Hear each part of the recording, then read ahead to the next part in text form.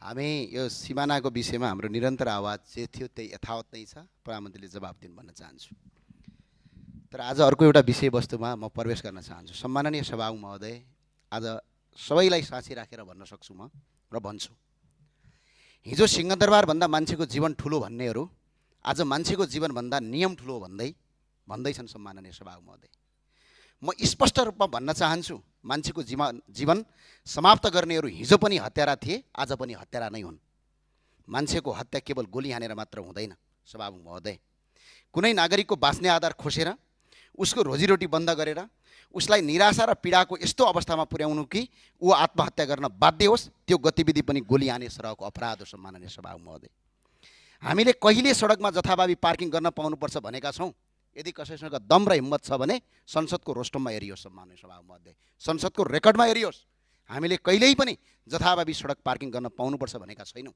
यस्ता भ्रात्मक अल्गोरिदम फैलाएर मान्छेको चरित्र हत्या गर्ने काम तत्काल बन्द गरियोस्। सम्माननीय सभामुख महोदय, हामीले त यति मात्र भनेका हौँ, प्रहरीको रुखो अमानवीय र अपमानजनक व्यवहारका कारण कुनै नागरिकको आत्महत्या गर्न बाध्य नहोस्। कानुन सबका लागि बराबर हो। सम्माननीय सभामुख महोदय, ट्राफिक नियम उल्लङ्घन गर्दा सर्वसाधारणलाई कारवाही हुन्छ भने सिट बेल्ट नलगाई गाडी चलाउने गृहमन्त्री र प्रधानमन्त्रीलाई चाहिँ कारवाही किन हुँदैन? सम्माननीय सभामुख महोदय, न्याय सबका लागि बराबर हुनुपर्छ। विधि विधि विधि विधिभन्दा अर्को चिज छैन। सम्माननीय सभामुख महोदय, हामीले कानुन हटाऊ भनेका होइनौँ, कानुन सबैका लागि समान रूपमा लागू गर भनेका हौँ। अब गणेश नेपालीको विषयमा पनि केही कुरा स्पष्ट राख्न चाहन्छु। सम्माननीय सभामुख महोदय, हामीले जलनका बिरामीलाई अपराधी जस्तै हिँडाएर किन अस्पताल लगियो, एम्बुलेन्समा किन लगिएन भनेर प्रश्न गरेका हौँ। नेपालको कुनै पनि डाक्टरलाई सोध्नुहोस्, जलन भएको मान्छेलाई अपराधी जसरी हिँड्यो भने 75% मान्छे 100% मर्ने चान्स हुन्छ।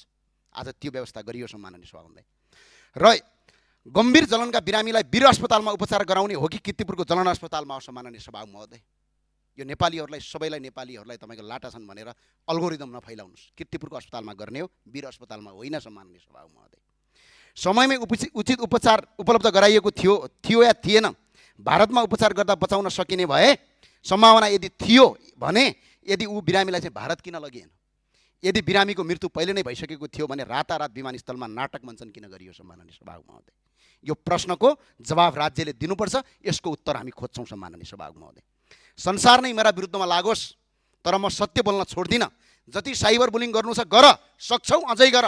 भौतिक आक्रमण पनि सहेर आएको। सम्माननीय सभामुख महोदय, लडेर आएको।